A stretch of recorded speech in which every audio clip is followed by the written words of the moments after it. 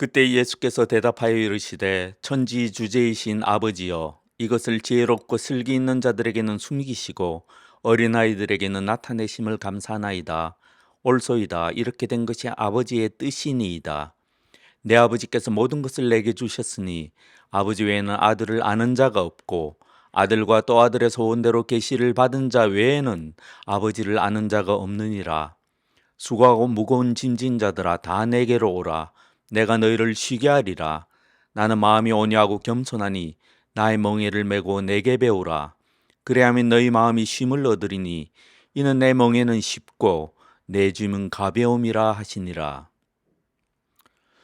많은 사람이 이 본문을 위대한 초청이라고 합니다. 사실입니다.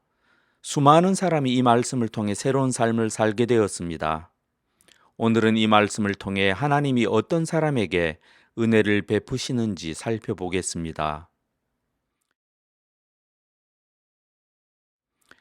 예수님은 오랫동안 갈릴리 사역에 집중하셨습니다. 주님은 가브나움을 중심으로 고라신, 베세다 등 인근 마을에서 많은 시간을 보내시면서 수많은 기적을 행하셨습니다. 하지만 기적을 보고 말씀을 들은 수많은 사람이 예수님을 거절하였습니다. 예수님이 갈릴리 사역에 집중하신 이유는 계시 때문이었습니다. 하나님이 갈릴리 지방에 큰 빛을 비추시리라는 것을 이사야 선지자가 이미 예언하였습니다. 스불론 땅과 납달리 땅과 요단강 저편 해변길과 이방의 갈릴리여 흑암에 앉은 백성이 큰 빛을 보았고 사망의 땅과 그늘에 앉은 자들에게 빛이 비치었도다 하였느니라. 예수님은 계시를 따라 갈릴리 몇몇 고을에서 다른 어떤 마을에서보다 많은 권능을 행하셨습니다. 그런데도 갈릴리 사람들은 예수님을 거절하였습니다. 예수님이 어떻게 하셨을까요? 예수님은 갈릴리 사람들을 책망하시고 저주하셨습니다. 예수께서 권능을 가장 많이 행하신 고을들이 회개하지 아니하므로 그때 책망하시되 화 있을지은저 고라시나 화 있을지은저 베세다야 너에게 행한 모든 권능을 두로와 시돈에서 행하였더라면 그들이 벌써 베옷을 입고 재에 앉아 회개하였으리라. 더 나아가기 전에 이 말씀에 중요한 교훈이 있습니다. 갈릴리 몇몇 마을의 죄는 다른 마을들의 죄보다 큽니다. 왜냐하면 예수님은 그 마을들에서 다른 어떤 마을에서보다 더 명확한 계시를 하셨기 때문입니다.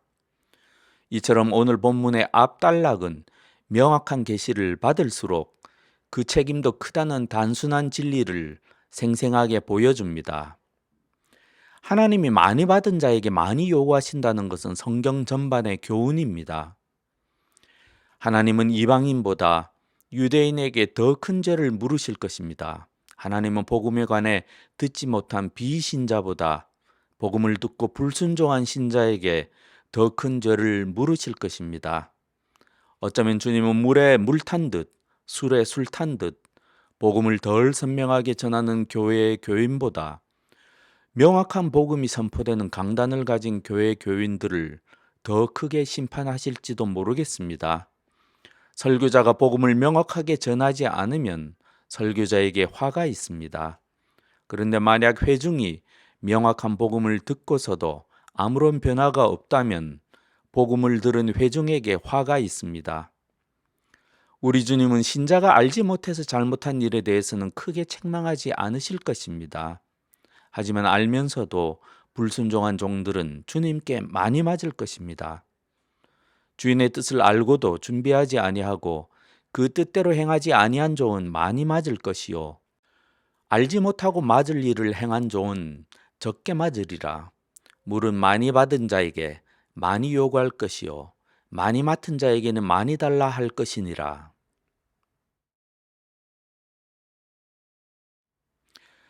예수님이 하나님의 계시에 따라 온 힘을 다해 수고하셨는데 대다수가 예수님의 복음을 거절하였습니다. 우리 같으면 크게 실망하지 않았을까요? 이러한 암울한 상황에 대한 예수님의 반응이 오늘 본문 말씀입니다. 그때 예수께서 대답하여 이르시되 그때 곧 갈릴리 마을이 예수님을 거절하였을 때라는 말씀입니다. 예수께서 대답하여 이르시되 이 말씀은 실제로 질문에 대한 대답이 아니라 갈릴리 사람들의 불신에 대한 예수님의 응답을 의미합니다. 25절의 핵심은 사역의 실패에 대한 예수님의 응답이 다름 아닌 감사와 찬송이라는 것입니다. 그때 예수께서 대답하여 이르시되 천지주제이신 아버지여, 이것을 지혜롭고 슬기 있는 자들에게는 숨기시고 어린아이들에게는 나타내심을 감사하나이다. 옳소이다. 이렇게 된 것이 아버지의 뜻이니이다. 이 말씀에서 감사하나이다는 보통 고백하다 혹은 인정하다라고 쓰이는데, 이런 경우에는 감사하다 혹은 찬양하다로 번역합니다. 우리라면 낭망할 수도 있는 상황에서 예수님은 하나님 아버지께 감사와 찬양을 드립니다. 왜 우리 주님은 그렇게 하셨을까요? 우리 주님이 하나님께 감사와 찬양을 드리는 이유가 무엇입니까? 우리 주님은 하나님의 주권에 의해 하나님의 뜻이 이루어지는 것을 보셨습니다. 예수님은 복음을 받아들인 자들뿐만 아니라 거절하는 자들을 보시면서 그 모든 것에서 하나님의 주권과 계시의 성취를 보셨습니다. 이것을 슬기롭고 슬기 있는 자들에게는 숨기시고 어린아이들에게는 나타내심을 감사하나이다. 옳소이다. 이렇게 된 것이 아버지의 뜻이니이다. 우리 주님은 지혜롭고 슬기 있는 자들과 어린아이들을 대조하십니다. 하나님은 지혜롭고 슬기 있는 자들에게는 계시를 숨기셨고 어린아이들에게는 나타내셨습니다. 옳소이다. 이것은 감탄사입니다. 정말 그렇습니다. 정도로 번역할 수 있습니다. 예수님은 이 모든 것이 하나님의 뜻이라고 확신하셨습니다. 여기서 아버지의 뜻으로 번역한 헬라어는 선한 기쁨이라는 의미입니다. 마태복음에는 본문에만 나오고 누가복음에는 병행구절과 2장 14절에만 나옵니다. 지극히 높은 곳에서는 하나님께 영광이요 땅에서는 하나님이 기뻐하신 사람들 중에 평화로다 하니라. 여기에서 기뻐하시니 뜻과 같은 단어입니다. 이 말씀은 천지의 주제이신 아버지와 함께 하나님의 선하시고 기뻐하시는 뜻이 아니면 천지간 어떠한 일도 일어나지 않는다는 것을 강하게 암시합니다. 그러므로 하나님을 아는 신자는 좋은 일, 나쁜 일에 일일비하지 않습니다. 좋은 일이 생기면 기뻐하고 좋지 않은 일이 생기면 슬퍼하거나 괴로워하는 것이 인지상정이긴 합니다. 하지만 신자에게는 더 중요한 것이 있습니다. 첫째로는 하나님의 주권을 온전히 받아들이는 것이고, 그 다음으로는 하나님의 뜻을 살피는 일입니다. 이것이 신자의 출발이고 기본입니다. 이것이 인본주의 종교와 기독교의 중대한 차이점입니다. 그런데 신자가 왜 이리 일비합니까? 신자의 열정이 왜 냄비와도 같습니까? 왜 어떤 때는 한없이 뜨겁다가 금방 식어버리고 맙니까? 신자에게 하나님의 주권을 인정하고 하나님의 뜻을 살피는 자세가 없기 때문이 아닙니까?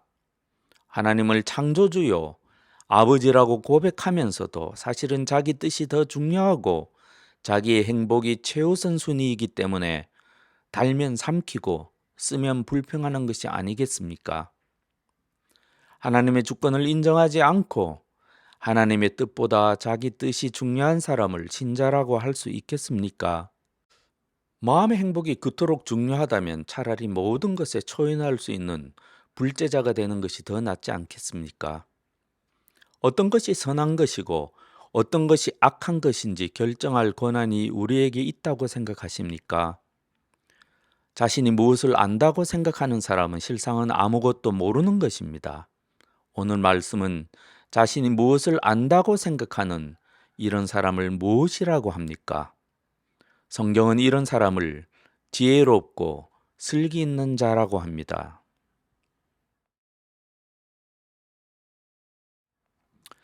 여기서 우리는 성경이 지혜를 경멸하고 있다고 오해해서는 안 됩니다. 이미 예수님은 지혜에 대해 찬사를 보내셨습니다. 인자는 와서 먹고 마시며 말하기를 보라 먹기를 탐하고 포도주를 즐기는 사람이요 세리와 죄인의 친구로다 하니 지혜는 그 행한 일로 인하여 옳다함을 얻느니라. 여기서 지혜는 인간적 지혜가 아니라 구약 성경의 지혜 전승에 나오는 신적 지혜입니다. 또 예수님은 복음을 전하기 위해 지혜 있는 자들을 보내신다고 말씀하셨습니다. 그러므로 내가 너희에게 선지자들과 지혜 있는 자들과 서기관들을 보내매 너희가 그 중에서 더러는 죽이거나 십자가에 못 박고 그 중에서 더러는 너희 회당에서 채찍질하고 이 동네에서 저 동네로 따라다니며 박해하리라. 이 모든 말씀들을 종합해 볼 때 예수님이 부정적으로 묘사하신 지혜롭고 슬기 있는 자들은 하나님의 신적 지혜를 꿰뚫어 볼 능력이 전혀 없는 인간적 지혜를 가진 자들을 의미합니다. 사람이 아무리 탁월한 인간적 지혜를 가지더라도 절대로 하나님의 지혜를 파악할 수가 없습니다. 지혜롭고 슬기 있는 자들과 대조하신 어린아이들도 문자 그대로 육체적인 어린아이라는 의미가 아닙니다. 성경이 말하는 어린아이들은 자신의 지혜를 의지하지 않고 전적으로 하나님을 경외하고 하나님을 의지하는 사람을 말합니다. 이와 관련된 구약 성경의 지혜 전승 가운데 두 구절을 살펴보겠습니다. 성경은 어린아이들의 복에 대해 다음과 같이 말합니다. 여호와의 율법은 완전하여 영혼을 소성시키며 여호와의 증거는 확실하여 우두는 자를 지혜롭게 하며. 이 말씀에서 우두는 자의 70인역은 예수님이 말씀하신 어린아이와 같은 헬라어를 사용하였습니다. 다음의 말씀도 마찬가지입니다. 주의 말씀을 열면 빛이 비치어 우둔한 사람들을 깨닫게 하나이다. 어떤 사람들은 시편의 이러한 말씀들을 성경을 열심히 읽으면 지혜롭게 된다라는 식으로 해석합니다. 절대로 그렇지 않습니다. 성경을 아무리 많이 읽어도 절대로 지혜롭게 되지 않습니다. 1년에 성경을 여러 번 통독하고 매일 큐티를 하는 것은 지혜롭게 되는 것이나 깨닫게 되는 것과 아무런 상관이 없습니다. 바리새인은 성경을 거의 외우다시피 하였지만 신적 지혜이신 예수님을 거절하였습니다. 서초동 김 여사께서도 구약 성경을 거의 외운다고 하지 않습니까? 구약의 수많은 시편은 하나님을 경외하는 성도들의 기도요, 찬송이요, 고백입니다. 시편의 교훈을 일반화하는 것은 돼지 앞에 진주를 던지는 격입니다. 앞서 읽었던 말씀들은 율법을 열심히 암송하고 지켰더니 하나님이 지혜를 주셨더라는 종교적 간증이 아닙니다. 구약 성도는 모두 하나님을 경외하는 사람들이었습니다. 하나님을 경외한다는 것은 자신의 인간적인 지혜를 의지하지 않고 전적으로 하나님의 신적 지혜에 의존한다는 의미입니다. 시편의 우둔한 자들이라고 번역한 어린아이들은 자신의 지혜에 의존하지 않기 때문에 하나님의 계시의 빛에 반응할 수가 있었던 분들입니다. 하나님을 경외하는 자들이 받은 지혜의 복에 대한 참된 간증이 이러한 시편들입니다. 하나님의 지혜에 의존한 자들은 복을 받고 자신의 지혜에 의존한 자들은 망한다가 구약 성경의 위대한 교훈입니다. 이것이 하나님이 제정하신 영적 법칙이고 하나님 나라의 질서입니다. 이 모든 것이 이 세상 질서와 완전히 반대되는 하나님 나라의 질서이며 이 모든 것이 하나님의 뜻입니다. 옳소이다. 이렇게 된 것이 아버지의 뜻이니이다. 문제는 우리입니다. 하나님 나라의 질서가 그러하다면 저와 여러분은 어린아이입니까? 아니면 지혜롭고 슬기 있는 자입니까?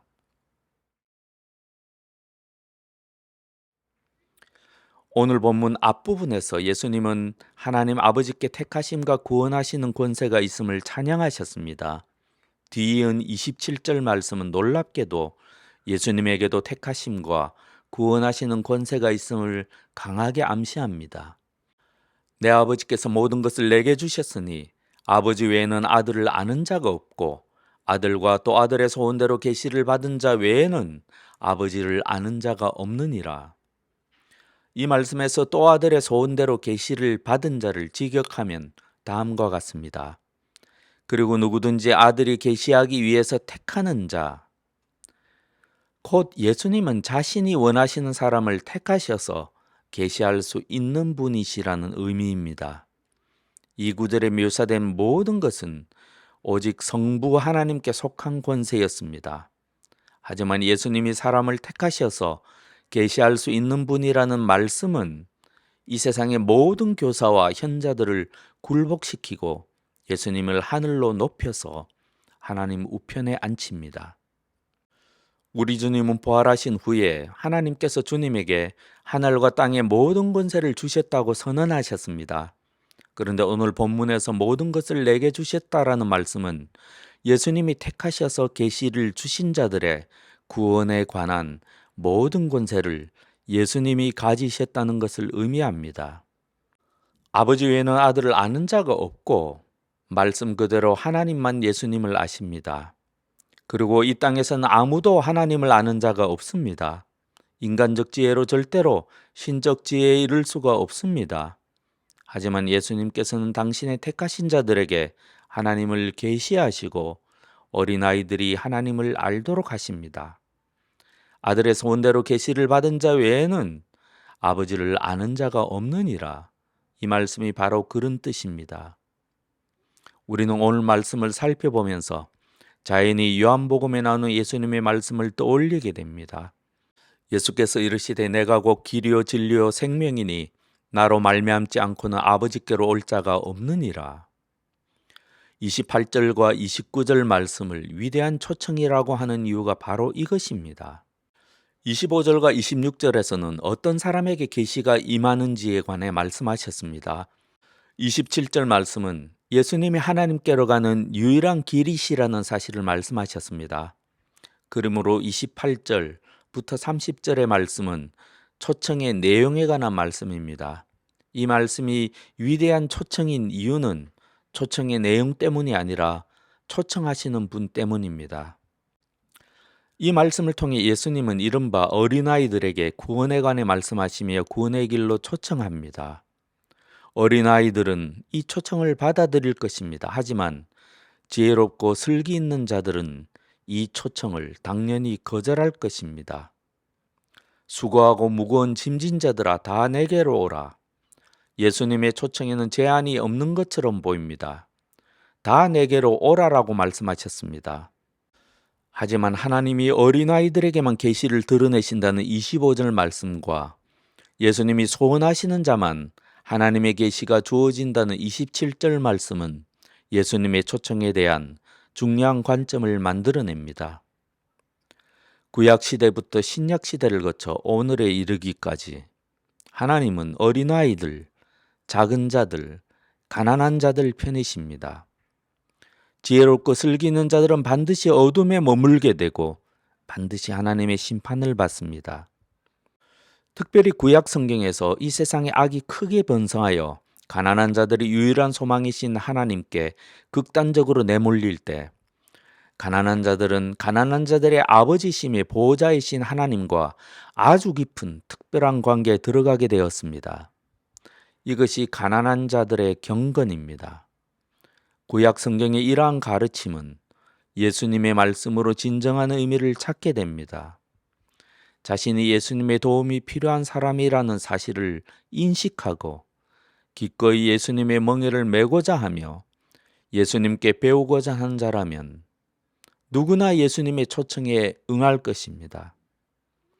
지혜롭고 슬기 있는 자들은 예수님의 초청을 무시하거나 제멋대로 규칙을 정하고 순종할 것이지만 어린아이들은 반드시 기꺼이 예수님의 멍에를 메고 예수님께 배울 것입니다. 따라서 위대한 초청은 모든 사람을 위한 것이지만 모든 사람이 이 초청에 반응하지는 않습니다. 예수님은 많은 사람을 초청하시지만 소수만 택함을 받게 될 것입니다. 예수님은 모든 땅에 씨를 뿌리셨지만 일부 땅만 열매를 맺을 것입니다. 모든 갈릴리 사람들이 복음을 들었지만 소수의 사람만 구원받은 것처럼 오늘날에도 수많은 사람이 복음을 들을지라도 소수의 사람만 구원받을 것입니다. 예수님이 수고하고 무거운 짐진 자들아 다 내게로 오라라고 하셨는데 수고나 짐에 관한 설명은 나오지 않습니다. 수고나 짐 같은 이러한 용어가 힘들고 무거운 인생의 고통에 대한 은유일 가능성도 있습니다. 하지만 마태복음과 신약성경의 다른 용례에 의하면 수고나 짐은 종교적인 수고나 종교적인 짐을 의미할 가능성이 더 큽니다. 마태복음 23장 4절에 보면 예수님은 서기관들과 바리새인들을 격렬하게 비난하시면서 다음과 같이 말씀하셨습니다. 또 무거운 짐을 묶어 사람의 어깨에 지우되 자기는 이것을 한 손가락으로도 움직이려 하지 아니하며. 오늘날 많은 목회자가 들어야 할 책망입니다. 또한 사도행전 15장에 보면 사도들이 유대교의 장벽을 넘어서는 초대교회의 중대한 결정을 하는 장면이 나옵니다. 사도들이 예루살렘 교회를 방문하였고 초대교회의 지도자들이 모였습니다. 바리새파 출신의 어떤 사람들은 유대교의 종교적 의무를 모두 준수하면서 예수님을 따르자고 주장하였습니다. 열띤 토론 끝에 사도 베드로가 일어서서 변론하였습니다. 사도 베드로는 예수님의 예언대로 자신이 이방인 전도의 문을 연 사실에 관해 말합니다. 이어서 사도 베드로는 이방인에게도 자신들과 동일한 성령을 내리신 역사를 증언하며 다음과 같이 분명하게 하나님의 주권과 인도하심을 말합니다. 형제들아 너희도 알거니와 하나님이 우리에게와 같이 그들에게도 성령을 주어 증언하시고 믿음으로 그들의 마음을 깨끗이 하사 그들이나 우리나 차별하지 아니하셨느니라. 그런데 지금 너희가 어찌하여 하나님을 시험하여 우리 조상과 우리도 능히 매지 못하던 멍에를 제자들의 목에 두려느냐.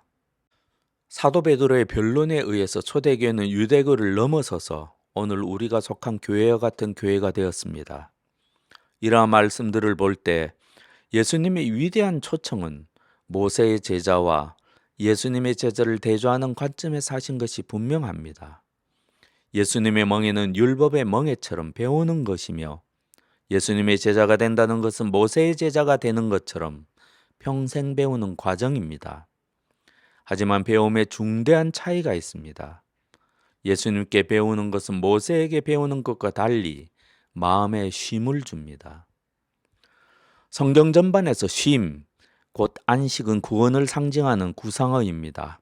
안식은 애굽에서 해방된 하나님의 백성이 정착할 약속의 땅을 의미하며 죄악으로 인해 포로로 잡혀갔던 선택하신 백성들이 다시 돌아올 고향을 의미하며 완전하고 영원한 하나님 나라의 완성을 의미합니다. 그런데 우리 주님은 이 말씀에서 마음의 쉼이라고 하심으로써 우리 구원의 중요한 측면을 말씀하셨습니다. 여기서 마음은 일반적으로 신약 성경에서 목숨으로 번역되지만 여기선 영혼이나 마음으로 번역하는 것이 맞다고 합니다. 어떤 학자는 마음이나 자아를 넘어서서 진정한 자아로 번역하여 마음의 쉼을 가장 깊은 차원에서의 쉼을 가리킨다고 주장하였습니다. 여기서 학자들의 공통된 주장은 예수님의 초청이 의의 기준을 낮추는 것과는 거리가 멀다는 것입니다. 쉼은 도덕적 요구에 대한 약화가 아니라 예수님과의 새로운 관계로 말미암은 것입니다. 그것은 멍에를 완전히 벗는 가벼움이 아니라 오히려 짐을 가볍게 해주는 쉬운 멍에입니다. 이 진리를 놓치지 않는 것이 중요합니다. 예수님이 함께 멍에를 져주신다는 등의 관념적인 이야기가 아닙니다. 우리의 초청에는 자유가 있으며 멍에로부터의 해방이 있습니다.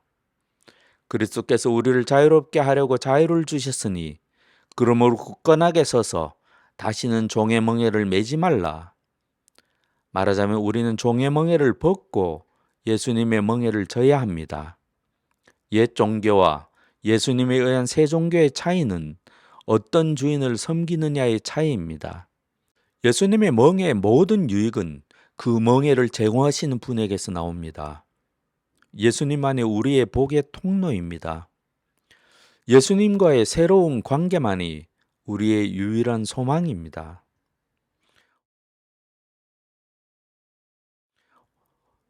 우리 주님은 오늘 말씀을 통해 여러분에게 여러분이 지혜롭고 슬기 있는 자인지 아니면 어린아이인지 묻고 계십니다. 여러분은 지혜롭고 슬기 있는 자입니까? 아니면 어린아이입니까? 여러분도 느끼셨겠지만 작은 자 선생님의 성경 공부 팀에 하나님의 은혜가 있습니다. 제가 알기로 금요 성경 공부의 열매로 5명이 우리 교회 지체가 되었습니다. 현재는 다른 교회에 출석하며 성경 공부에 참여하고 있는 사람도 5분 이상이 되는 것으로 알고 있습니다. 두 제체가 지방에서 올라와서 우리와 함께 예배를 드린 바 있고 성경 공부를 하는 분들끼리 깊이 있는 기도의 교제도 이루어지고 있습니다. 이것이 현재 제가 보는 우리 하늘시학교의 은혜의 흐름입니다. 저는 목사로서 이 점을 확실히 하고 싶습니다. 하나님은 금요일에 성경 공부하는 지체들을 통해서 교회의 은혜를 흘려보내고 계십니다. 우리는 교회 생활을 하면서 하나님의 주권과 하나님의 뜻을 잘 살펴볼 필요가 있습니다. 그렇기에 우리는 우리 가운데서 하나님이 어떤 식으로 은혜를 베푸시는지 주의 깊게 살펴보아야 합니다. 여러분을 성경 공부에 초청하려고 이런 말씀을 드리는 것이 아닙니다. 제가 보기에 하나님의 인도하심 가운데서 은혜를 받는 사람들의 공통점이 있는 것 같습니다. 오늘 말씀 그대로입니다. 하나님은 당신의 계시를 지혜롭고 슬기 있는 자들에게는 숨기시고 어린아이들에게는 나타내십니다. 제가 살펴볼 때 은혜를 받는 분들은 하나같이 작은 자이고 심령이 가난한 자이며 어린아이들입니다. 이들은 모두 절체절명의 순간에 하나님을 붙들고 축복하지 아니하시면 절대로 보내드리지 않겠다라고 떼를 쓴 야복나루의 야곱과도 같은 사람들입니다. 그러한 지체들을 볼 때 누구라도 내가 건강이 좋지 못하고 늙었기에 은혜를 받기 늦었다라고 말할 수 없습니다. 그 누구도 하나님 앞에서 나는 무지하고 IQ가 낮아서 은혜를 받을 수 없다라고 핑계댈 수 없습니다. 그런 사람들 앞에서 우리 중 그 누구도 내가 먹고 살기에 너무 바쁘고 시간이 없어서 하나님의 은혜를 받을 수 없다라고 말할 수 없습니다. 우리 중 그 누구도 나는 저 정도는 안다라고 말할 수 없습니다. 자신의 구원을 위해 목숨을 건 지체 앞에서 그 누구도 교만을 떨며 앞으로 나의 살 날이 길 것이다라고 하며 자신의 건강을 자랑할 수가 없습니다. 하나님이 어떤 사람에게 은혜를 베푸시는지, 어떤 사람을 외면하시는지는 오늘 말씀을 통해 볼 때 너무나 명백해 보입니다. 모든 것이 있어도 마음이 가난한 자가 있습니다. 반대로 아무 가진 것이 없는데도 마음이 부유한 자가 있습니다. 하나님의 은혜로운 역사는 겉으로 보이는 것과는 전혀 다르게 은밀한 가운데서 진행됩니다.